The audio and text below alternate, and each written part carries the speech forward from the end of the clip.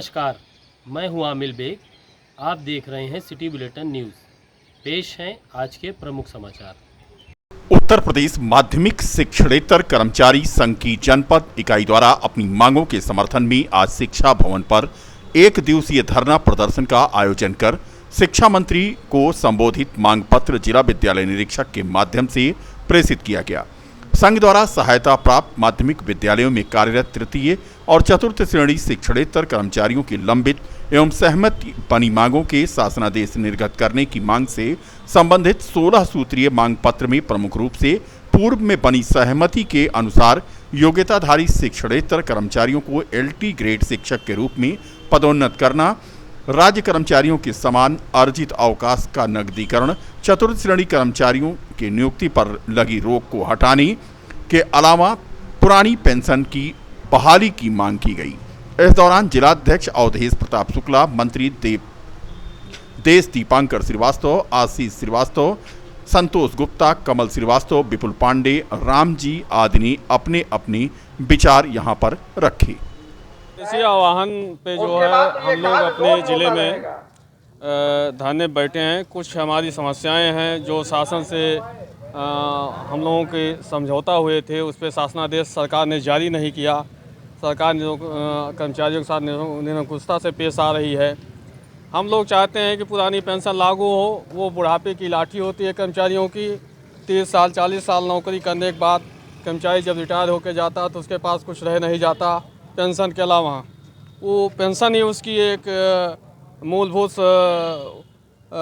परेशानी कम करने की एक चीज़ है, उसको भी सरकार छीन रही है। हम लोग उसी के लिए विशेष तौर पे पुरानी पेंशन बहाल के लिए हम लोग पूरा प्रयास करेंगे। इसके लिए अगर सरकार नहीं मानती है तो हम लोग जो है शिक्षा निदेशक और विधानसभा तक जो है मार्च करेंगे, धरना प्रदर्शन करेंगे। और इसी के साथ जो है का चुनाव भी है, तो हम लोग देखेंगे। अगर सरकार हम लोगों के साथ नरम रुख अपनाती है, हम लोगों की समस्याओं का निस्तारण करती है तो हम उसके साथ रहेंगे, नहीं तो हम उसका विरोध करेंगे। क्या नाम है आपका? अवधेश प्रताप शुक्ला, जिला अध्यक्ष, अयोध्या। हाईवे पर तो दिन भर डग्गामार गाड़ियां दौड़ती ही रहती हैं, लेकिन अब सिविल लाइन स्थित रोडवेज और ईदगाह तक डग्गामार वाहन पहुंच जाते हैं और रोडवेज को चूना लगाते हुए सवारियों को बेखौफ होकर ढोते हैं। आज अयोध्या के ARM और ARTO ने डग्गामार वाहनों के खिलाफ अभियान चलाया। बिना परमिट और सीमा से अधिक सवारियों को लेकर चल रहे डग्गामार वाहनों के खिलाफ संभागीय परिवहन कार्यालय के ARTO और अयोध्या के ARM आदित्य प्रकाश ने संयुक्त रूप से अभियान चलाया और 2 बसों का चालान किया। सिविल लाइन स्थित ईदगाह और रोडवेज पर खड़ी निजी बसों पर कार्रवाई की। आम आदमी पार्टी के कार्यकर्ताओं ने आज सिविल लाइन स्थित गांधी पार्क में नायब तहसीलदार के माध्यम से राष्ट्रपति को एक ज्ञापन प्रेषित किया। जिलाध्यक्ष अनिल कुमार प्रजापति ने बताया कि केंद्र सरकार द्वारा सड़क निर्माण से लेकर आयुष्मान योजना और अयोध्या डेवलपमेंट अथॉरिटी द्वारा किए जा रहे निर्माण कार्यों में भारी हेराफेरी की खबरें उजागर हुई हैं। CAG की रिपोर्ट जो आई है वो ये उजागर कर रही है कि हेराफेरी हुई है। इस रिपोर्ट से स्पष्ट है कि देश की जनता के पैसों का खुला भ्रष्टाचार हुआ है, लेकिन केंद्र की मोदी सरकार द्वारा किसी भी प्रकार की जांच और दोषियों पर कार्रवाई की बात नहीं की जा रही है।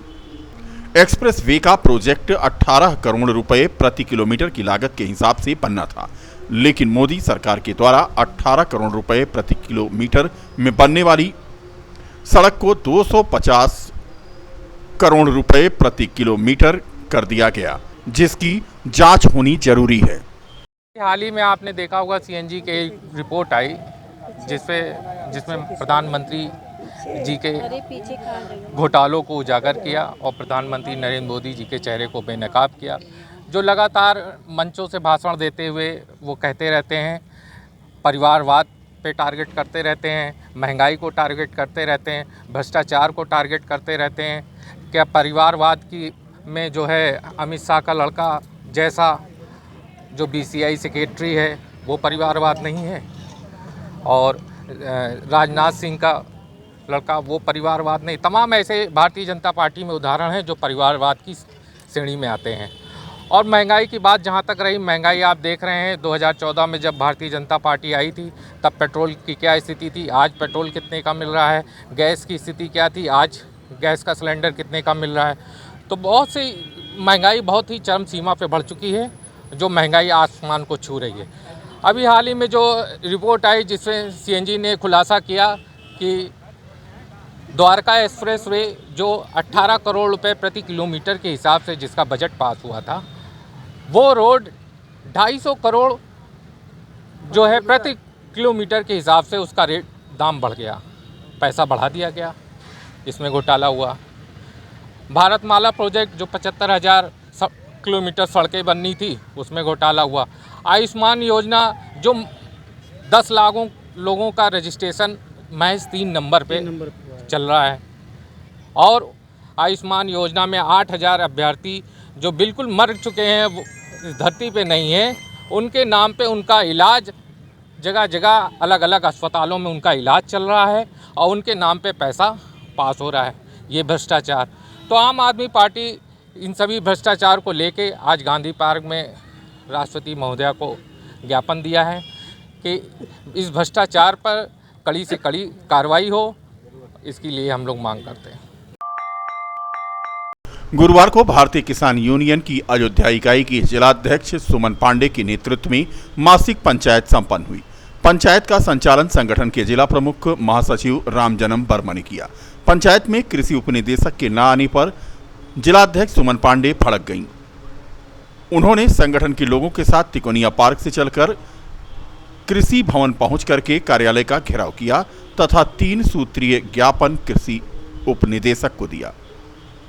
इस दौरान जिलाध्यक्ष सुमन पांडे ने कहा कि जिलाधिकारी के साथ होने वाले प्रत्येक महीने के किसान दिवस के बारे में सभी किसानों को अवगत कराया जाए और साथ ही साथ किसान दिवस पर किसानों को आमंत्रित किया जाए, जिससे किसानों को शासन की योजनाओं और उनके हित के बारे में जानकारी मिल सके। पंचायत 21 तारीख को जिले पे होती है, हर एक 21 तारीख मासिक को। जो हमारा समस्या रहता है लिखा पढ़ी में हम सिटी मजिस्ट्रेट को, अलाव विभाग को हम देते रहते हैं कि हमारी समस्या है, और टाइम भी देते हैं 1 बजे 2 बजे का कि हमारी जो समस्या है प्रशासन अधिकारी जाके हमारे बीच में बैठ के हमारी बात सुना जाए। लेकिन ये डीडी साहब जो हैं हम लोग को किसान नहीं मानते। तो किसान अगर नहीं मानते तो आज इनके चैम्बर में हम डीडी साहब के ऑफिस में बैठे आए हुए हैं, वहाँ से पैदल मार्च करते हुए। अब डीडी साहब बताएंगे यहाँ से या तो हमको लाठी सुठवाएंगे या तो ये गोली सुठवाएंगे या तो हमारी बात रखेंगे कि हम किसान हैं कि नहीं हैं। बात यही है कि जो किसान दिवस होता है, जो हमारे मुख्यमंत्री जी पास किए हैं किसानों के लिए किसान दिवस, ये ठेकेदारों पट्टेदारों को बताते हैं। और इस पर हम 2 महीना पहले एक बार हमने बात भी किया है कि डीडी साहब आप ऐसा गलती न करिए, हर किसान को बताइए, छोटे बड़े किसान को सबको बताइए कि आज डीएम साहब के यहाँ किसान दिवस लगा हुआ है, सबकी समस्या है, सारी समस्या डीएम साहब के यहाँ रखा जाए। लेकिन इनकी आदत है कि कोई ऐसा इनका ऐसा समस्या है कि जो इनकी मजबूरी है कि ये सूचना और किसानों को नहीं देते हैं। यही पे इनका हम पूछ करने आए हैं इसी बात को लेके कि ये बताएं कि हम लोग किसान हैं कि नहीं हैं, यही जानकारी इनसे करने आए हैं। अब यहाँ हम बैठेंगे, चाहे यहाँ रात रुकना पड़े और चाहे दिन रुकना पड़े, जो भी हो यहाँ हम बिछे लेंगे। अयोध्या में बन रहे मर्यादा पुरुषोत्तम प्रभु श्री राम के भव्य राम मंदिर में उनके इष्ट देव महादेव का भी सानिध्य प्राप्त होगा।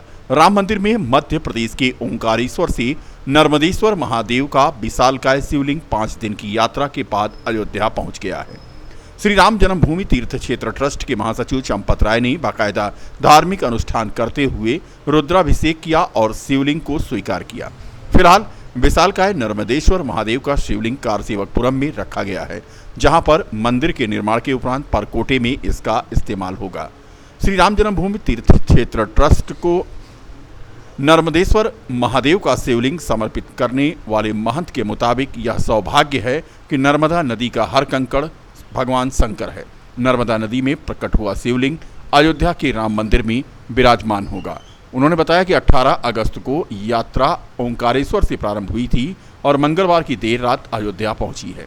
नर्मदेश्वर महादेव की स्थापना भगवान रामलला के परकोटे में होगी, जहां गणेश जी, सूर्य भगवान, मां जगदम्बा और महादेव का मंदिर बनाया जाएगा। मध्य में भगवान श्री राम का मंदिर रहेगा और उसके आसपास अन्य मंदिर बनेंगे। शिवलिंग का वजन 600 किलो है और ऊंचाई 48 इंच है। शिवलिंग पूरा मधु कलर का है और इसमें किसी भी तरीके के निशान नहीं है। शिवलिंग नर्मदा नदी के किनारे से प्राप्त हुई थी। मूर्ति निर्माता ने बताया कि 3 माह के समय में नर्मदेश्वर महादेव का शिवलिंग तैयार किया गया है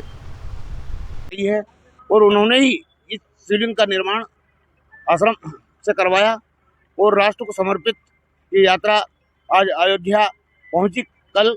और आज ट्रस्ट के महामंत्री आदरणीय चंपत राज जी के सानिध्य में, बाप जी के सानिध्य में उनको समर्पित की। कितने ये जो है कब से यात्रा शुरू हुई थी, कितने दिन में अयोध्या पहुंची? ये आलू हुई और कल यात्रा यहाँ पहुंची। यात्रा का समापन लगभग 2 टन। इस यात्रा में कितने लोग? कम से कम 500 से 700 लोग। वहाँ से यात्रा में शुरुआत तो सिर्फ 25 वाहन की थी, पर आते आते वो यात्रा एक कारवां बन गया और करीब 300 वाहन हो गए। प्राण प्रतिष्ठा होगी। बड़े ही देश के और अंतर्राष्ट्रीय स्तर पर, विश्व स्तर पर सबसे बड़ा ये राम मंदिर का निर्माण कि युगों युगों तक रहेगा। एक ये अटल निर्माण है। राष्ट्र को नर्मदेश्वर महादेव को समर्पित करने जा रहे हैं। यह यात्रा 18 तारीख से 22 तारीख तक सतत 5 दिन की यात्रा थी और ये यात्रा ओंकारेश्वर ज्योतिर्लिंग नर्मदेश्वर महादेव नजल निहाल आश्रम नर्मदानंद जी महाराज के सानिध्य में 5 दिन तक ये यात्रा हमारी चलती रही और इस यात्रा का स्वरूप बहुत बड़ा था। पहले तो ये यात्रा केवल मुश्किल से 5 गाड़ियों के कार सेवा के माध्यम से यात्रा निकालने का बाप जी का इच्छा थी, लेकिन जैसे जैसे लोगों को मालूम पड़ती गई कि हमारे क्षेत्र से नर्मदेश्वर महादेव भगवान श्री राम मंदिर अयोध्या में स्थापित होने जा रहा है, इसलिए हम सभी लोगों ने राष्ट्र को नर्मदेश्वर महादेव को समर्पित करना चाहिए। हमारा सौभाग्य है कि हमारे क्षेत्र ओंकारेश्वर में ये नर्मदेश्वर महादेव आज यहाँ पर स्थापित होने जा रहा है। इंटरनेशनल वैश्य फेडरेशन के राष्ट्रीय अध्यक्ष अशोक अग्रवाल आज अयोध्या पहुंचे। सर्किट हाउस में फेडरेशन के पदाधिकारियों और वैश्य समाज के लोगों ने उनका गुलदस्ता देकर स्वागत किया। राष्ट्रीय अध्यक्ष खंडेलवाल समाज के द्वारा कराई जा रही राम कथा में शामिल होने के लिए अयोध्या पहुंचे थे। इससे पहले उन्होंने हनुमानगढ़ी और रामलला में दर्शन पूजन किया। मीडिया से बात करते हुए उन्होंने कहा कि आने वाले दिनों में अयोध्या महानगरी बनने जा रही है और विश्व पटल पर स्थापित होने जा रही है। इसमें समाज की सहभागिता कैसे हो और संगठन को मजबूत करने के लिए समाज के लोगों से बात की जा रही है। आज यहाँ पर खंडेलवाल समाज के द्वारा आयोजित राम कथा में उसके लिए मैं आया हूँ। रामलला के दर्शन, हनुमानगढ़ी में हनुमान जी के दर्शन और समाज के सभी बंधुओं से मिलने का एक मुझे मौका मिला है अयोध्या में, और संगठन को कैसे यहाँ पर मजबूत किया जाए।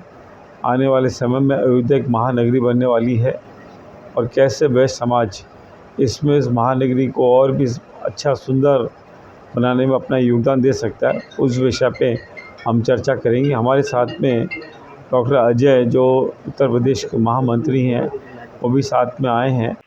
आज यहाँ पर खंडेलवाल समाज ने राम कथा का आयोजन किया हुआ है। उसमें आदरणीय राष्ट्रीय अध्यक्ष जी अशोक अग्रवाल जी के साथ में मैं प्रदेश का महामंत्री हूँ इंटरनेशनल वैश्य फेडरेशन का, मैं उनके साथ में आया हुआ हूँ।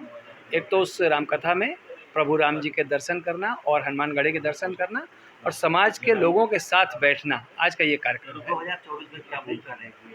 देखिए 2024 में भूमिका वही रहेगी जो पहले रही है। वैश्य समाज शुरू से जनसंघ के समय से भाजपा के साथ रहा है, आगे भी रहेगा, ये मैं विश्वास करता हूँ। और अब तो ये जो अमृत काल है ये वैश्य समाज का ही अमृत काल है, और वैसे तो पूरे देश का अमृत काल है और देश बहुत प्रगति कर रहा है।